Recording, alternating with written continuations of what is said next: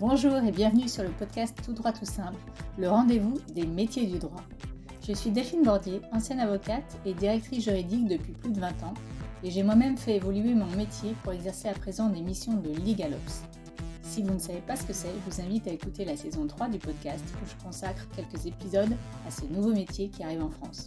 J'accueille aujourd'hui dans le podcast Tout droit tout simple Sarah Wyss, qui est juriste de formation et qui aujourd'hui fournit des prestations de services dans le domaine de la formation juridique, de la conception visuelle et du legal design. Et comme moi, Sarah est persuadée que les métiers du droit méritent plus de visibilité. Cet épisode plein de bonne humeur vous donnera le peps qu'il faut pour bien démarrer l'année 2022. Bonne écoute! Bonjour Sarah, je suis vraiment super heureuse de t'accueillir sur le podcast Tout droit tout simple. Ça fait 1 an qu'on en parle. Ça y est, on y est arrivé. Le jour est arrivé, Delphine. 2022, début 2022, on va y arriver. C'est quand même un exploit. Ça fait effectivement un moment qu'on se cherche et qu'on se connaît. Je crois que notre première rencontre virtuelle date de 2016 sur le site du Village de la Justice, donc ça remonte un peu. Et en plus, on était toutes les deux à Londres et on ne s'est jamais vues à Londres. Incroyable. C'est une honte. Mais bon. T'as évolué, voilà, mieux vaut tard que jamais. Et maintenant, voilà, on est là. Donc, super heureuse. Ça va être un peu tac au tac, mais la première question qui me brûle, c'est pourquoi tu as accepté mon invitation et qu'est-ce que tu penses de Tout droit tout simple?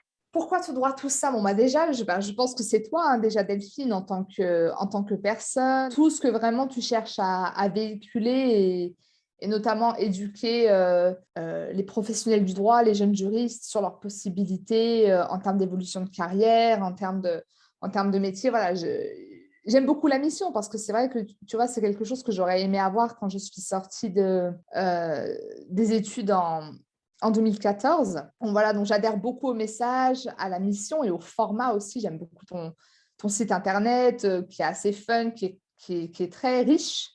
Et tu partages vraiment le parcours de personnes super inspirantes et vraiment, je suis honorée que tu m'aies sollicité voilà, pour faire partie de toutes ces personnes-là qui sont déjà, qui ont déjà fait leur apparition sur le podcast. Donc, c'était un must parmi les podcasts juridiques français. Ah bah merci, ça c'est super gentil.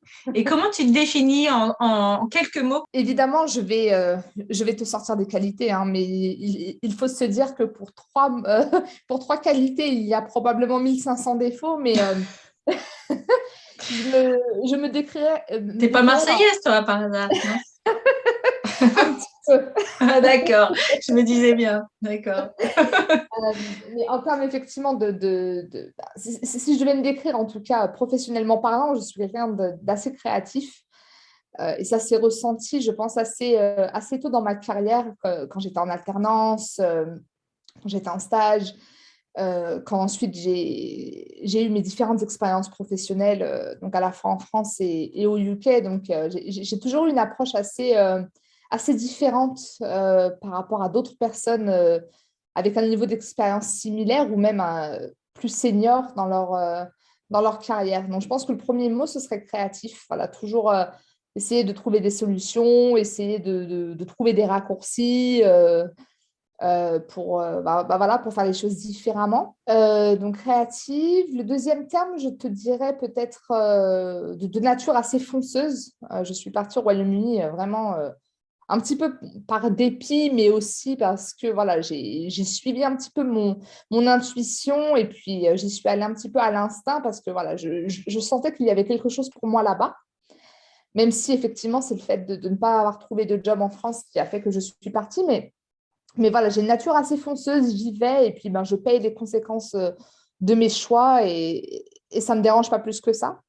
Donc, j'ai ce côté assez fonceur, assez intrépide. Et je pense que le troisième terme serait peut-être têtu, assez obstiné, assez têtu, voilà, quitte à me tromper.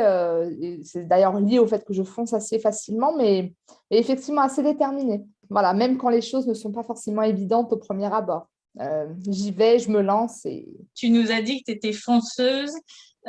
Tu peux nous rappeler un peu ton parcours et ton histoire?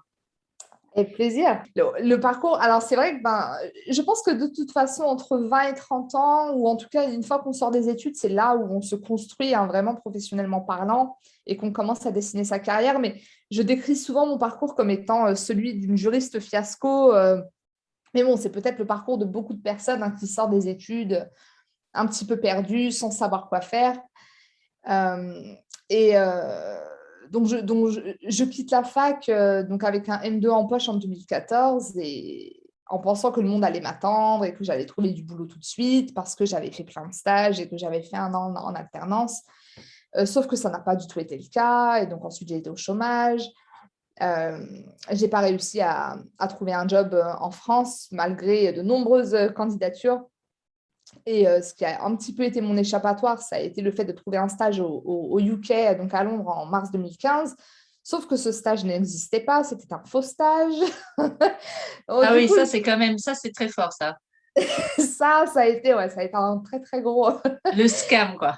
C'est Voilà, ça? c'est ça. Très, très gros scam, donc du coup, en mars 2015, mais en sachant que, bon, se faire avoir, c'est une chose, mais en fait, j'avais pas d'argent, j'avais rien. Ouais, Donc, donc, il c'était faut quand même vraiment se pas le retourner, moment. il faut vivre, il faut se loger, quoi. Surtout qu'à Londres, Exactement. c'est pas donné, quoi. Exactement, c'est ça. Donc, c'était un petit peu l'appel. Après, voilà, tu fais un petit peu avec les moyens du bord, instinct de survie. Et donc, j'ai pris un job dans la restauration parce que je me suis dit, de toute façon, quitte à être ici, autant que tu fasses quelque chose d'utile et que tu développes ton niveau d'anglais. Et ensuite, donc, j'ai bossé quelques mois en restauration. En parallèle, je continue à chercher en France. J'ai trouvé ensuite j'ai ensuite trouvé un job. Enfin, un job, c'était un stage, pardon, dans le secteur pharmaceutique pour 6 mois. Donc, je suis retournée à Paris. Pour le coup, c'était un stage dans un département juridique international. Tout était en anglais. Donc, ça faisait finalement un bon mix d'expérience, en fait, entre le fait de communiquer mon expression orale dans la restauration et le fait de développer mon anglais juridique en entreprise. Et là, on arrive en 2016. Je recommence à postuler activement en France. Et là, toujours rien.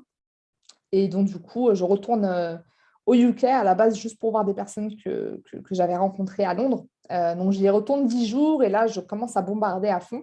Mais vraiment sans espoir. Mais voilà, la providence s'est mise en marche et j'ai eu 3 offres d'emploi en 10 jours. Alors que la première fois, voilà, j'avais vraiment échoué. Et puis, c'est un petit peu comme ça que j'ai commencé ma carrière juridique. Donc, en tant que juriste d'entreprise, pendant 1 an et demi, j'ai travaillé dans la tech. Euh, donc en tant que juriste d'entreprise dans une équipe internationale et je m'occupais principalement des pays francophones. Ensuite, j'ai fait ça 1 an et demi. Ensuite, j'ai changé d'entreprise en 2017 chez MD Group, qui est dans le secteur pharmaceutique, où j'ai été la juriste unique et la première juriste aussi. Et j'ai monté un département juridique vraiment à partir de rien, hein, enfin, à partir de bouts de ficelle. Et alors que la boîte était en croissance exponentielle, à savoir 800% de croissance en termes de chiffre d'affaires. Donc, une très, très grosse croissance, ce qui a fait que voilà, j'ai dû recruter et puis j'ai un petit peu vu ce que c'était que de monter un département juridique, mettre des process en place, essayer d'être beaucoup plus efficace aussi dans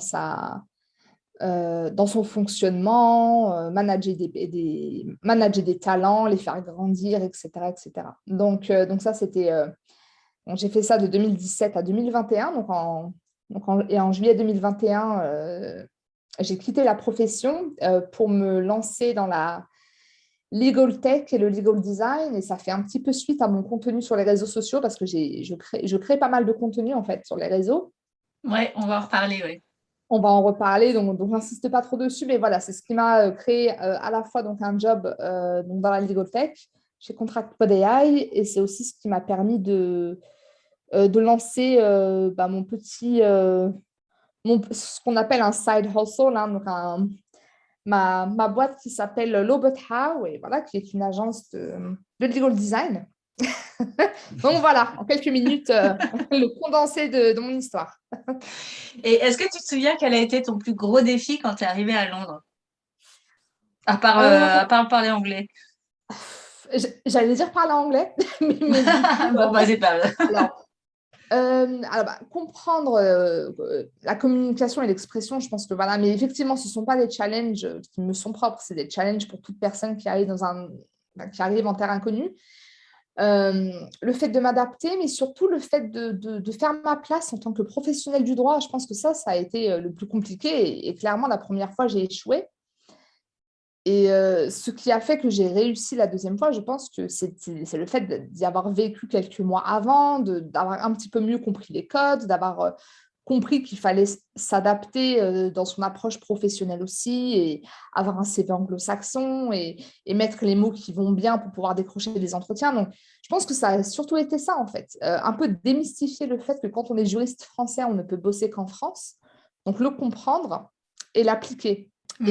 Et m'intégrer sur le marché. Je pense que ça a vraiment été le gros défi, en tout cas à mon arrivée. Et est-ce que tu te souviens par hasard de ta première négociation de contrat? Oui, je m'en rappelle. Alors, je vais peut-être te donner deux exemples. Le premier exemple, je me souviens, alors en plus, c'était une négociation, mais bidon, hein, c'était un NDA. Et je m'en souviens, je commence à faire, tu sais, des commentaires sur le document et tout. Je le renvoie au commercial et le commercial se plaint à mon boss en fait parce que du coup c'est un NDA, ça va me retarder, enfin voilà les plaintes habituelles quand on est en entreprise. Et je me souviens de mon boss qui me dit do not delay, ne retarde pas le process. Et vraiment j'étais junior donc ça m'a heurté en fait et je m'en souviens encore aujourd'hui parce que c'est super important quand on est juriste d'entreprise de comprendre ça. C'est que oui, tu es là tu es le gardien des intérêts juridiques d'une entreprise, mais d'un autre côté, tu n'es pas non plus là pour ralentir le business. Donc là, le fait d'avoir voulu faire des changements dans un NDA, voilà, c'était pas du tout adapté. Et la deuxième fois, alors, c'était avec un client et ça faisait 1 an que je travaillais que je travaillais au UK, mais malgré tout, je n'étais pas à l'aise avec le fait de parler au téléphone. J'avais toujours peur de ne pas comprendre et de me ridiculiser, etc. Et je me rappelle, j'avais évité la confrontation, le call. Voilà, j'avais évité, j'essayais d'éviter par tout moyen. Non, non, mais envoyez-moi votre markup, je vais regarder. J'ai évité pendant je ne sais combien de temps. Et puis au final, en fait, ce qui s'est passé, c'est que j'ai pas eu le choix parce que du coup, ça passait 90% du temps. Et là, il y avait une fois où en fait, c'était une autre collègue qui s'occupait de ce dossier-là, sauf qu'elle n'était pas là. Et elle avait un call de prévu. Donc, du coup, le commercial, lui, c'est pas son problème. Donc, il est venu vers moi. Est-ce que tu peux le prendre? Et donc là, pour le coup, j'étais vraiment prise au dépourvu. C'était un call en plus avec des Américains. Donc, vraiment, tu sais pas trop à quel accent tu vas être mangé. Donc, ça a été compliqué. Je me souviens, j'aurais demandé de répéter plusieurs fois. Je comprenais peut-être 70% ou 60% de ce qu'on disait. Mais bon, après, je leur ai demandé de me résumer un petit peu la conversation par email et c'est passé. Mais ça a été très dur. Mais c'était nécessaire. Est-ce que tu pourrais nous partager les 3 choses que tu as apprises en entreprise au UK? 3 choses que j'ai apprises. Alors, la première chose, c'est déjà qu'il faut, je pense, se détacher de cette obsession pour la perfection quand on est juriste d'entreprise ou quand on est, je pense, professionnel du droit, en fait. On cherche à ce que tout soit parfait, on cherche à trouver le bon wording, à sécuriser les intérêts de la boîte au maximum et donc éviter les risques. Et en fait, ce n'est pas du tout ce qu'un juriste est censé faire. Un juriste est là pour accompagner le business dans sa stratégie de gestion du risque. Et quand on cherche à être trop parfait, enfin parfait dans le sens très conservateur en fait, parce que finalement la perfection c'est de sécuriser les intérêts de la boîte, et on en perd l'objectif principal d'une entreprise qui est de faire du business, d'accroître le chiffre d'affaires, etc. Donc ça a été un de mes gros enseignements, d'où ce do not delay. Do not delay. Voilà, c'est exactement ça. Et oui. Ouais, donc parfois, voilà, tu es dans une meilleure condition si tu arrives à mettre ta boîte dans une situation de win-win, voilà, où effectivement tu as fait des concessions dans un contrat, mais c'est un gros deal. qui va pouvoir être signé rapidement et ça paye les salaires et ça permet à la boîte d'avancer, etc. Et Sachant voilà. que de toute façon, effectivement, comme tu l'as dit, les risques, les entreprises, elles en prennent. Donc après, il faut effectivement les mesurer et les identifier, les mesurer, les quantifier, etc. Mais on en prend des risques, forcément. C'est ça, c'est ça. Donc, être juriste, ce n'est pas éviter les risques, c'est accompagner le positionnement dans la prise de risque, la prise de décision. La deuxième chose, expérimenter. Encore une fois, comme on reste un petit peu cancré dans sa zone de confort et qu'on a toujours fait les choses d'une certaine façon, bah, on n'est pas assez innovant et je pense que c'est important, même quand on n'a pas de budget. On peut vraiment faire des choses plutôt sympas quand on est juriste d'entreprise, même sans budget, surtout aujourd'hui. Il y a pas mal d'outils technologiques qui sont très accessibles financièrement et qui nous permettent vraiment de faire une différence. Je donne souvent l'exemple des formations. Il y a des outils qui permettent de faire des quiz en ligne, des sondages, de jouer à des jeux. Enfin, voilà, et ce sont des outils qui sont très, très accessibles financièrement parlant. Et voilà, donc je pense que c'est bien d'expérimenter et de toujours essayer d'innover dans la pratique de la profession comme on peut, parce que ça joue, l'air de rien, sur la visibilité du département juridique, d'avoir cette approche assez innovante, expérimentale. Donc ça, c'est le deuxième point. Et le troisième point, la communication. Parce que, encore une fois, il y a ce stigma, et ça m'a beaucoup déçue quand j'ai commencé à bosser, ce stigma du département qui dit toujours non, du département qui ralentit tout, l'empêcheur de tourner en rond, c'est ça. Et malheureusement, en fait, tout le monde s'en fout du contenu. C'est vrai, personne ne va aller regarder un contrat. Personne ne va avoir un acheteur qui va regarder un contrat et qui va dire « Oh, j'adore comment vous avez rédigé la clause limitative de responsabilité. » Enfin, ça ne va jamais se produire.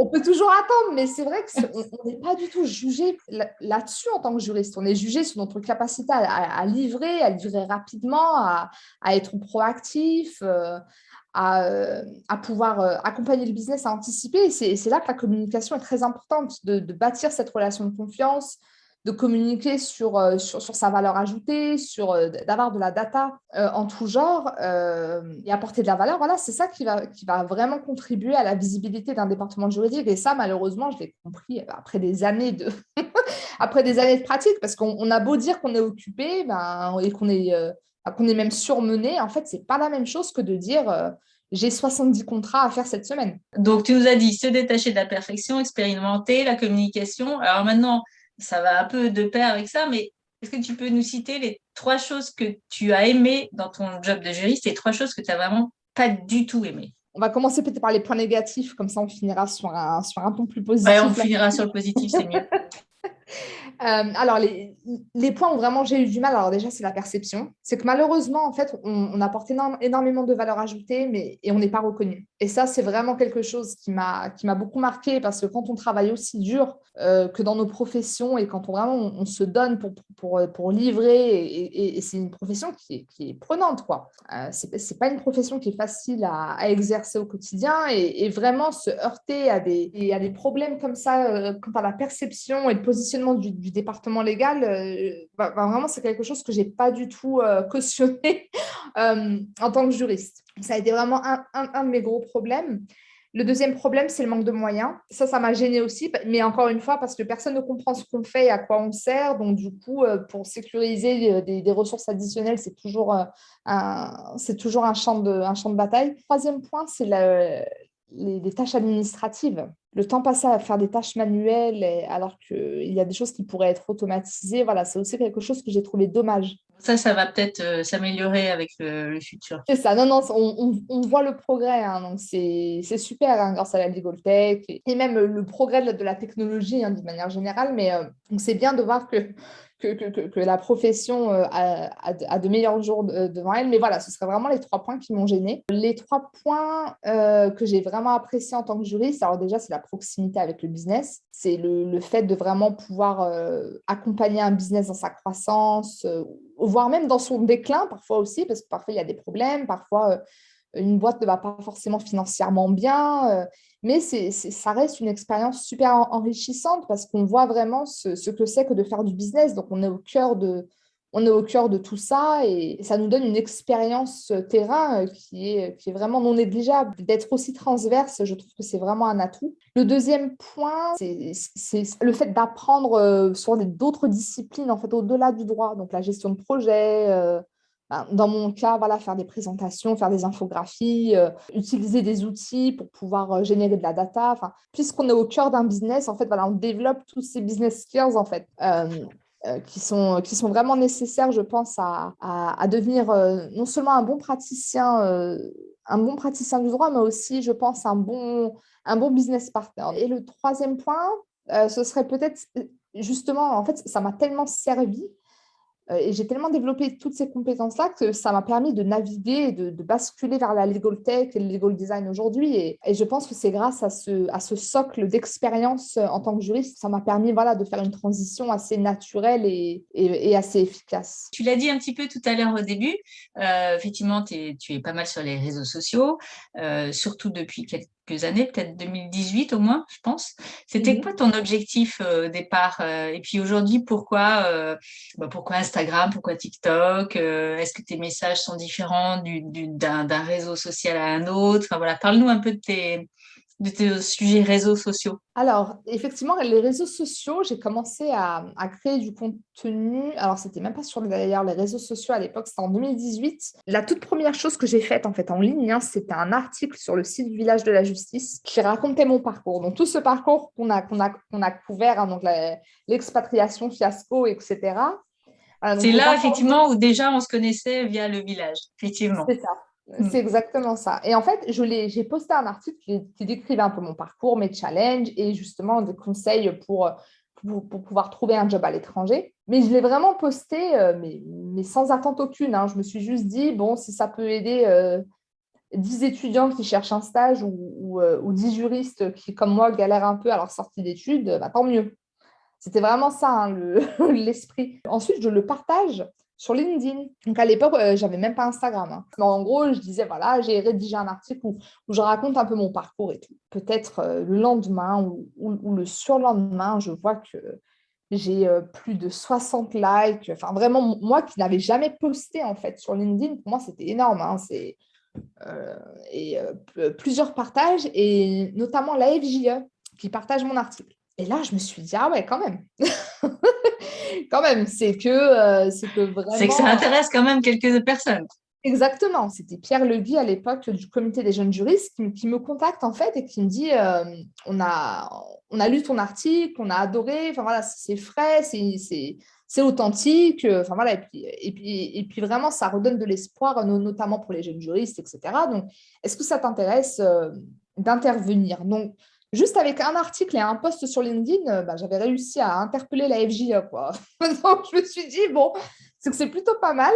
L'autre point, en fait, c'est que même dans le site du Village de la Justice, j'avais atteint plusieurs milliers de vues. Alors, je sais que le village a beaucoup, enfin, c'est un des sites phares en France, mais le fait d'avoir écrit un article et de générer des milliers de vues comme ça, ça m'a quand même heurté, quoi. Et je me suis dit, mais en fait, c'est incroyable. C'est incroyable l'impact qu'on peut avoir sur Internet, quoi. Et donc, voilà, donc je fais mon speech, etc. Et puis, il y a des questions, donc les gens commencent à me contacter, à me poser des questions. Donc, ensuite, je continue à créer du contenu sur comment faire un CV en anglais. Voilà, je continue à partager du contenu. Et ça a vraiment commencé comme ça, quoi. Et puis après, voilà, je me suis lancée sur Instagram, Facebook, en Et continuant… là, les contenus ont un peu changé. C'était plus forcément sur l'expatriation. Au début, c'était beaucoup, Exactement. c'est ça? C'est ça, mais en fait, si tu veux, ça a été le déclic. Donc, même si aujourd'hui Ouais. j'ai évolué, ça a été vraiment le déclic. Et ensuite, je me suis rendu compte du pouvoir des réseaux sociaux, en fait, pour transmettre de l'information et développer sa visibilité, développer son réseau. Et ça, je pense que si ce n'était pas grâce à ça, je ne l'aurais jamais vraiment compris. Et donc ensuite, c'est comme ça que mon contenu ensuite a évolué sur le legal design parce que j'ai essayé plein de techniques en interne en tant que juriste pour pouvoir communiquer de l'information différemment, de manière ludique, etc. Et donc je me suis dit, bon, ça peut aider les juristes, des directions juridiques à faire les choses différemment. Donc voilà, j'ai commencé ensuite à créer du contenu là-dessus, sur LinkedIn, sur Instagram. TikTok, c'était encore une fois, c'était un essai parce que je suis allée sur la plateforme et je me suis dit, bon, quel type de contenu je peux faire? Et là, j'ai commencé à parler de la vie de juriste d'entreprise, mais de manière beaucoup plus marrante, on va dire.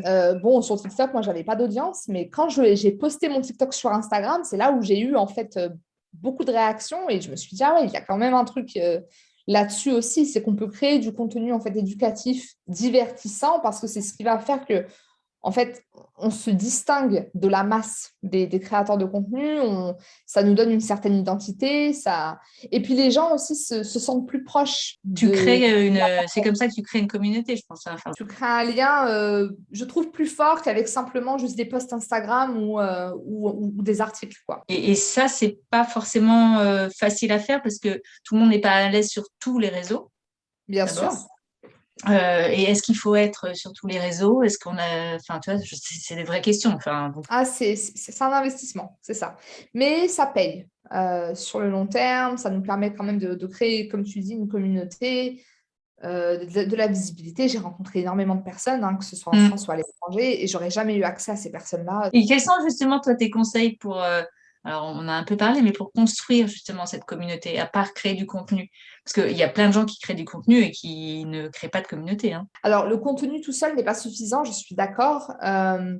Pour développer une communauté, alors déjà, bon, effectivement, il faut du contenu, il faut du contenu qui a de la valeur ajoutée, parce que voilà, il faut donner envie aux gens de te suivre.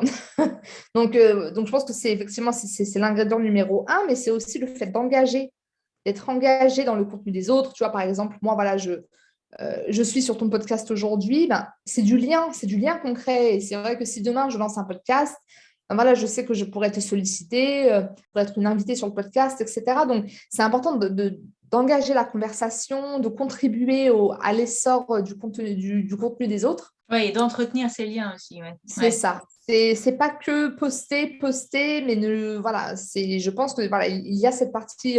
Oui, ça c'est super important. C'est vraiment s'intéresser aussi aux produits des autres, le call to action. C'est vraiment ça. C'est comment faire en sorte que les gens fassent un commentaire, repartagent. Non, c'est ça, c'est l'engagement, c'est super important parce que du coup, c'est comme ça aussi qu'on a aussi quelque part accès à l'audience des autres. Mais voilà, ça fait toujours plaisir aux créateurs, ça fait toujours plaisir à la communauté de voir qu'on a des personnes qui sont actives et qui participent à certaines discussions. Je pense que quand on crée du contenu, c'est bon, le contenu technique, c'est bien. Mais je pense que ce n'est pas suffisant. Enfin, moi, ce qui a fait que j'ai pu créer cette communauté voilà, de personnes qui me suivent, c'est l'aspect assez vulnérable, en fait, quelque part. Tu vois, le fait que je ne me suis pas positionnée comme quelqu'un qui avait réussi. Non, j'ai toujours été assez authentique là-dessus et j'hésite pas à partager mes erreurs, j'hésite pas à partager mes obstacles, enfin, les challenges que j'ai rencontrés. Et ça, je pense que ça résonne, en fait, auprès de... Oui. D'une communauté. Donc, je pense que ça crée ce lien personnel au-delà de l'aspect purement pro. C'est important quand on crée une communauté.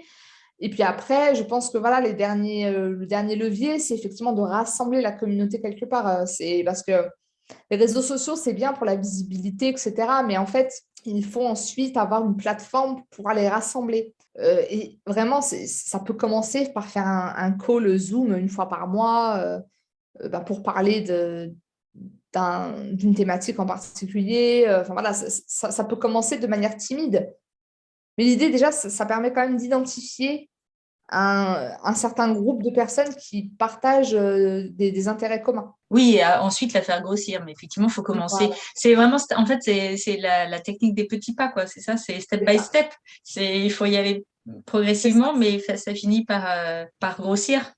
C'est ça Et est-ce que tu peux nous partager le commentaire le plus fou, le plus dingo que tu aies reçu suite à un post? Alors, le post, ça peut être Instagram, LinkedIn, TikTok, tout ce que tu veux. Enfin, je m'en souviens parce que c'était hier en fait. Et c'est génial parce que tu vois, c'est vrai que quand j'ai reçu ton invitation, je me suis dit, attends, il faut que je réfléchisse à un commentaire marrant. Et en fait, il y a quelqu'un qui a fait le job juste hier. On s'en rend compte parce que j'ai posté, d'ailleurs, tu as commenté sur le post, c'est l'iceberg des carrières juridiques. Et d'ailleurs, c'est devenu, il est complètement, il est devenu viral ce post parce que je crois que je suis à plus de 2500 likes, 200 partages. Enfin, j'ai jamais atteint un tel niveau sur LinkedIn. C'est mon post le plus populaire. Et mais donc l'image, en fait, donc le post, c'est une infographie, donc c'est un iceberg, voilà, qui montre au-dessus de l'iceberg, ce sont les postes que tout le monde connaît quand on poursuit des études de droit, à savoir avocat, juriste, juge, etc. Et le dessous de l'iceberg, c'est toutes les nouvelles opportunités donc, créées par la Legal Tech, par les innovations dans le droit, donc les Legal Ops, DPO, Et etc. compliance officer, il y en a pas mal, ouais. Legal design, etc. Voilà. Donc ça, c'est un petit peu le concept du post. Et en fait, il y a quelqu'un dans les commentaires qui a mis le lien vers un jeu pour dessiner un iceberg et voir comment est-ce qu'il va flotter. Et j'ai trouvé ça excellent. Ah, je ne l'ai pas vu celui-là, parce qu'il y a trop de commentaires, je n'ai pas pu tous les lire. Tu réponds à tous les commentaires, Sarah? Tous? Ouais, je réponds. Alors, ça me prend des jours, mais je réponds. Pour moi, c'est important, ça fait partie de cet aspect un petit peu construction d'une communauté, c'est de montrer que voilà, les personnes ont pris le temps de répondre, d'engager avec le post. C'est important de leur envoyer l'appareil. Mais là, sur celui-là, je galère. D'habitude, ça va parce que c'est quand même gérable, mais là, c'est compliqué. Si tu peux m'envoyer le lien, je le mettrai en description du podcast. Ah, mais génial. Bon, oui, tu l'as un peu évoqué, mais vraiment, pourquoi tu es passé de juriste au legal design? Est-ce que c'était juste une opportunité ou il y a vraiment une réflexion derrière? Je pense qu'il y a une réflexion et qu'il y a eu aussi un élément, tu sais, de providence qui s'est un petit peu passé en même temps. En fait, je me suis rendu compte, le fait d'avoir finalement été juriste unique et d'avoir construit un département juridique en partant de rien, etc., j'ai un petit peu vu les facettes du métier de juriste d'entreprise et tout ce que ça incombe de monter un département. Et en fait, je me suis posé la question quand même en me disant, est-ce que je me verrais refaire la même chose ailleurs ou poursuivre dans cette voie sur le long terme? Et j'avais quand même des doutes alors peut-être parce que voilà, ça m'a quand même beaucoup fatiguée et puis c'était quand même assez challenging d'avoir une expérience comme celle-là, mais j'étais plus passionnée par l'idée de résoudre des problèmes, à savoir notamment former les opérationnels différemment, rendre l'information beaucoup plus facile à comprendre et divertissante. Et j'étais plus passionnée par ça que d'être juriste, en fait, dans le sens où négocier des contrats toute la journée, etc. Et la deuxième chose, en fait, c'est que quand j'ai créé du contenu sur les réseaux, quand tu crées du contenu, tu ne sais jamais si ça va marcher, mais je me suis rendu compte qu'il y avait beaucoup de directions juridiques, même d'avocats d'ailleurs en cabinet, voilà, qui réagissaient pas mal et qui disaient ah c'est sympa, moi j'aimerais bien développer quelque chose de similaire. Et puis, je commençais à recevoir des messages privés, soit pour des conseils, soit carrément pour de la prestation. Et c'est là où en fait je me suis dit non mais en fait c'est plus qu'une passion. En fait, bon, déjà tu le faisais en interne et tu aimais ça. En prime, tu as des gens qui te sollicitent pour cette prestation-là. Donc, il y a peut-être quelque chose. Et vraiment, ce qui a été l'aspect providentiel en fait, de la situation, c'est quand ContractPod, donc là où je travaille actuellement, donc dans la Legal Tech, m'a contacté pour créer un poste autour de mes centres d'intérêt, entre guillemets, à savoir le legal design, fournir des solutions au département juridique, voilà, pour leur permettre de communiquer beaucoup plus efficacement, d'améliorer leur image, etc. Et donc là, je me suis dit, écoute, tu as une boîte qui te propose de prendre un job, tu peux prendre des clients en parallèle aussi pour du consulting. Fonce, puisque tu es fonceuse. Donc c'est ça. En fait, c'est ce qui a fait que je me suis lancée. Et c'est vrai qu'on n'est pas enfermé. En fait, il faut qu'on vive nos carrières. On n'est pas enfermé dedans. Qu'est-ce que tu trouves génial dans ton nouveau rôle, enfin dans ton aventure entrepreneuriale? Qu'est-ce qui te motive le plus? Law But How? Law But How, ce que j'aime, c'est l'aspect effectivement créativité parce que souvent, quand on m'approche, c'est principalement de la formation ou de la prestation de service. Alors, sur la partie formation, vraiment, ce qui me motive, c'est de voir le changement, mais quasiment instantané des juristes, quoi. tout de suite, en fait, dès qu'on leur donne ces outils-là pour penser différemment, tout de suite, eh ben, ils arrivent. D'ailleurs, j'ai eu une de mes élèves, donc elle est avocate en contentieux. 2 jours après la formation, elle a fait donc un burger pour décrire les étapes de la mise en demeure. Et oui, tu l'as posté, je l'ai vu. Elle voulait parler de la procédure en cas de chèque impayé et elle a designé un chèque. Donc la dernière fois, elle m'a envoyé un sapin de Noël. Ah, ben voilà, je veux parler des délais de prescription et vu que c'est Noël, je peux faire le sapin des délais de prescription. Enfin, j'ai trouvé ça mais génial. Et en fait, c'est vrai qu'elle n'était pas forcément à la base, c'était pas quelqu'un de naturellement créatif en fait. Elle a eu la formation, ça lui a ouvert une perspective. Et puis elle y va, quoi. Et donc ça, c'est vraiment le côté, enfin, c'est vraiment ce qui m'anime quand je forme des juristes ou des avocats. Sur la partie prestation de service, ben, c'est un petit peu c'est l'effet carte blanche qui me passionne parce que, en fait, souvent, quand on vient me voir, c'est avec un problème.